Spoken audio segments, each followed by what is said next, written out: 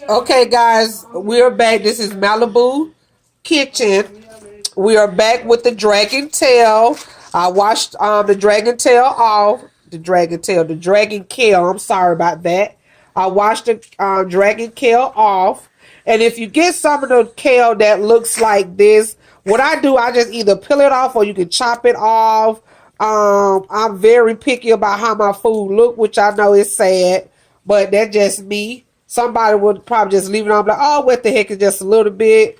But no, I am very picky, so I just lay it up here like I'm about to cut up some collard greens. I did devein the dragon kale, but I set it to the side. So I'm gonna cut up some of it in the stir fry or in the saute. Because what I'm gonna do to it, I'm gonna saute it, and all you do is just roll it, and you take your knife. Like I tell you guys, make sure you watch your fingers. And all I'm gonna do is just cut it down some, trim it. You know, just like you do collard greens. Your hand is in the way. And you hold it. Quiet, man. And you just hold it and you just cut it. Go up over some. You just cut it small as you want, big as you want, however it's yours. I just like it small, but kids love it. You know, like I said, this is the first time we trying the dragon kale, but we do eat the regular traditional kale. You know how the traditional kale looks, and I'm pretty sure this would be the same, taste the same. Just because it's called dragon kale, I'm pretty sure it might not be a different in taste. But when I taste it, I will let you guys know how it turned out. And so you just put it over here in your bowl that you pre-washed or pre-rinsed out. And when you wash your kale in the sink, make sure you wash your sink. Make sure you sterilize your sink really good. Whatever you use, make sure it sit for at least about 5 minutes before you rinse it out. And before you wash it out, they give it a thorough sanitizer cleansing. You don't want to just spray your stuff on there and just rinse it right out. Then you didn't do anything. You have to let it sit for at least 5 minutes to sterilize whatever surface you're using. And I just throw the little stem pieces over in there. Chop it up. I mean, dice it real, chop it real small. A quarter of an inch, whichever way you like it. You don't have to use all the stem. You want to use some of it though, 'cause like I said previously, that's where a lot of your nutrient is in the stem. And I just peel the kale back off the stem like so. And I just go so far down the stem, and I just rip it off, lay it down. And I'll be sauteing this dragon kale in my wok. Oops, I thought I had it out.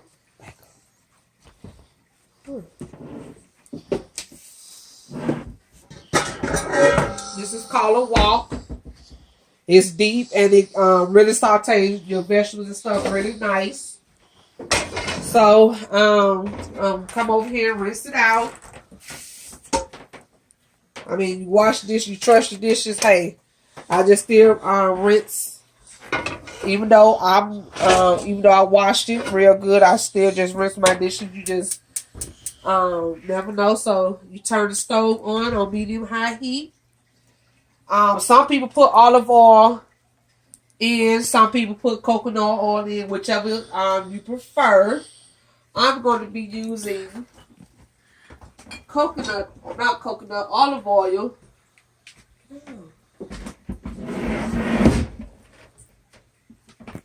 Don't show me.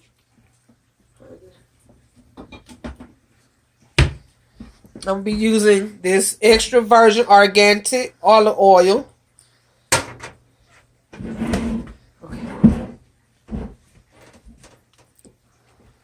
Just wait till the your things heat up.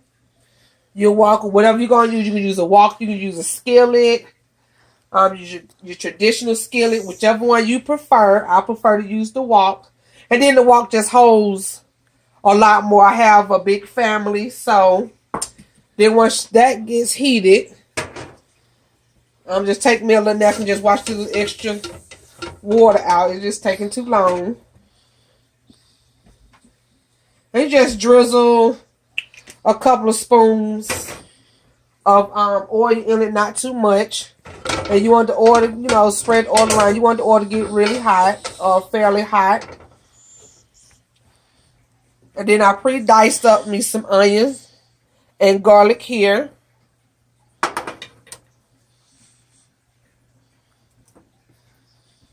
And it should be hot. And I have a gas stove, so, you know, gas stove get pretty hot pretty quick.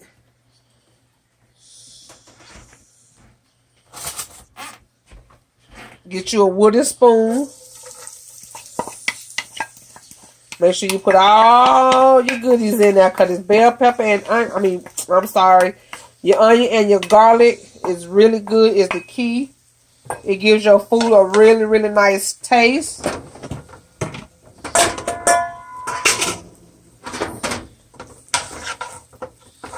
And just let it sit in there and simmer. You just want it to sweat a little bit. You don't want to burn your garlic, because garlic burns. Sorry about the noise. Garlic burns, so you don't want to burn your garlic. So you want to just stir it around a little bit.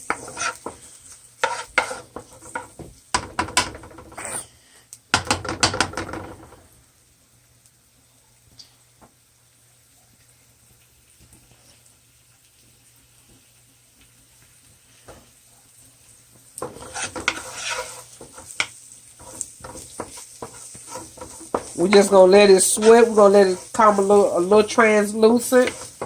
Just where the onions start to look, where you can see through them. Let's look really yummy, guys. Look really, really yummy. Already, guess what? I don't even have the dragon kale in there, but I love garlic and onions. So then, when that gets to that point, you're just going to take your kale, your dragon kale, and you're just going to put it in there over the onion and the garlic, like so.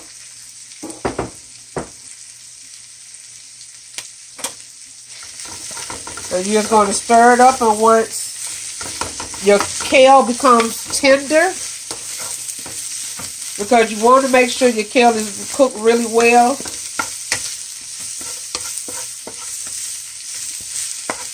You can saute it till it becomes tender. And what I do, I don't have lemon, but I have lime. And what I would do, I would squeeze lime. Make sure you wash. I would squeeze lime on the kale. Make sure you wash your fruit off. You just say with that. Make sure you wash your lime off. You want to make sure you wash all your vegetables and your fruit off. You can just get a little mild soap, a little warm water.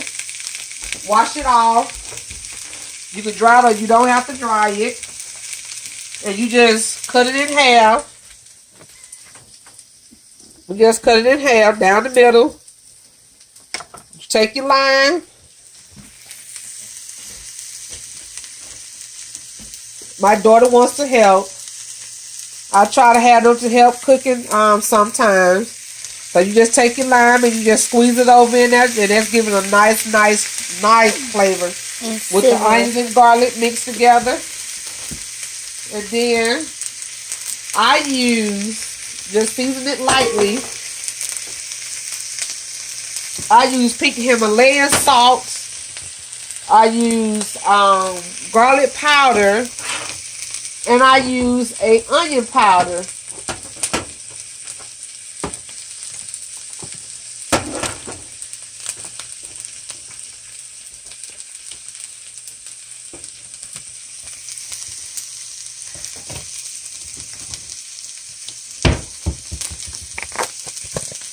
And you just stir it. And you turn the heat down a little bit, because it's starting to cook now. Just sprinkle you some little garlic powder in there.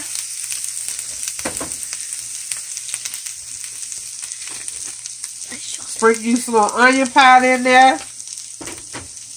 And last but not least, pink Himalayan salt. So whatever salt you have. I like pink Himalayan because pink Himalayan salt is not very salty.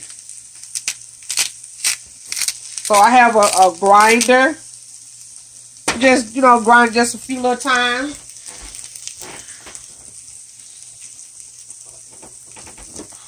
And then after it gets done,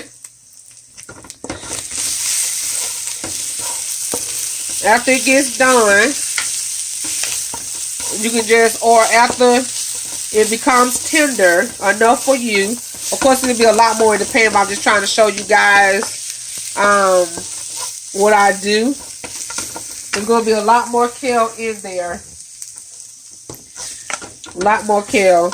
My kids love kale. So once you finish cooking it, you can cut up some more garlic and more onions and put a top over and let it just simmer like that. And I promise you guys, you're really going to love the taste that you get if you do it the way I just showed you guys. And we'll be back for take 3. If I didn't mention in the beginning, this is take 2 of how to cook dragon kale. Thanks.